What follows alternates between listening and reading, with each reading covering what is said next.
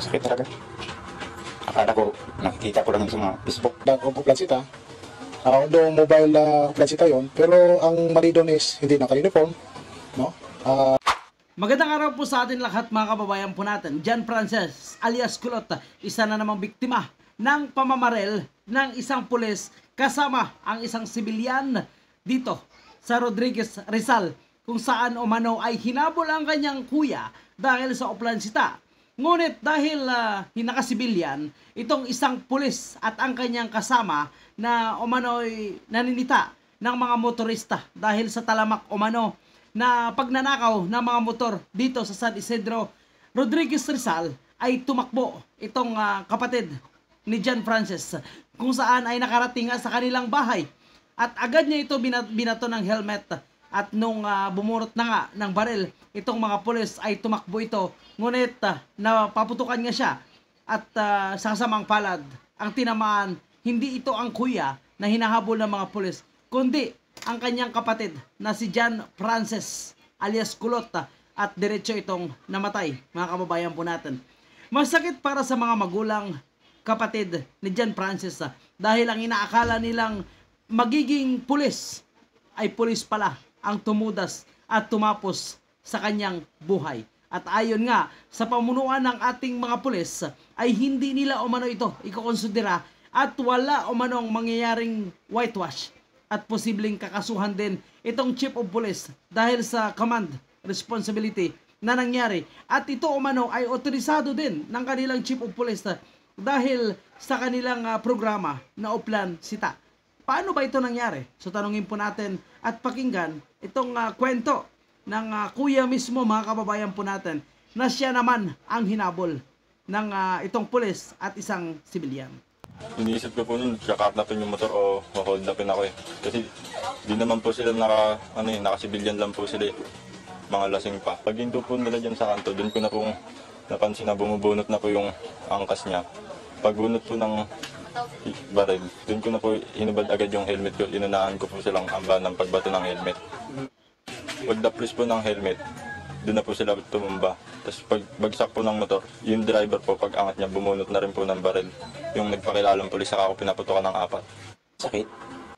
So talaga mga kababayan po natin, kung ang humahabol sa iyo ay nakasibilyan, nagpakilalang pulis, unang-unang iisipin mo kung hindi itong nanakawin ang iyong motor, ay posibleng hold upper ito dahil nakasibilyan. Kahit pa papakilalang pulis kasi maraming gumagawa ng ganyang modus pulis umano, pero ang kanilang pakay ay magnanakaw o posibleng may masama pang balak, hindi lang pagnanakaw. So talagang ang nasa isip niya ay kailangan niya agad makatakas. So kung talagang matino at maayos ang kanyang talagang plano, bakit hindi nag-uniforme? At bakit ang kanyang angkas, sibilyan at may baril?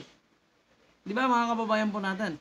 So talagang posibleng miyembro ng sindikato ito na talagang modus nila ito dito sa San Isidro, Rodriguez, Rizal, mga kababayan po natin. Dahil ako ang tatay eh. Pinalaki ko yun na maayos eh. Kaya, simula sa pangyayari hanggang ngayon, masakit talaga. Akala ko, nakikita ko lang sa mga Facebook. So napakasakit para sa magulang mga kababayan po natin. Ang sinasabi nga ng kanyang tatay ay nakikita niya lang umano ito sa Facebook ang mga pangyayari na may mga nabalitaan siya pero hindi niya inakala na mangyari pala sa kanyang anak mga kababayan po natin. So itong criminal na matuturing na rin criminal pero ang kaso niya tingnan niyo mga kababayan po natin homicide. So ibig sabihin ito ay billable. So, posible itong makapiyansa dahil homicide lamang ang kanyang kaso. Pero meron siyang kasong administratibo ayon sa kanyang chief of police or hippie dito sa kanilang lugar sa Rizal. Arnulfo Sabilio at ang angkas niyang sibilyan na si Jeffrey Baguio. Conduct of plansita. Although mobile plansita yon, pero ang mali doon is hindi naka-uniform. No? Pangalawa, Talagang mali. At kung authorize mo yun, talagang mananagot ka. So, command responsibility ang mangyayari dyan. So, parang nangyayari sa nabutas o nangyari din doon sa Imus Cavite. So sikat na naman, talaga napaka-consistent yung ilang police po natin, ano? Yung nung hot pursuit na niya yung tao, pagdating dito, dapat kinalma lang niya, sinubyo lang niya yung tao, no? Hinuli lang niya yun, no? So, yun ang nakalagay naman sa ating POP, yun, no? Sinampaan na ng kasong homicide.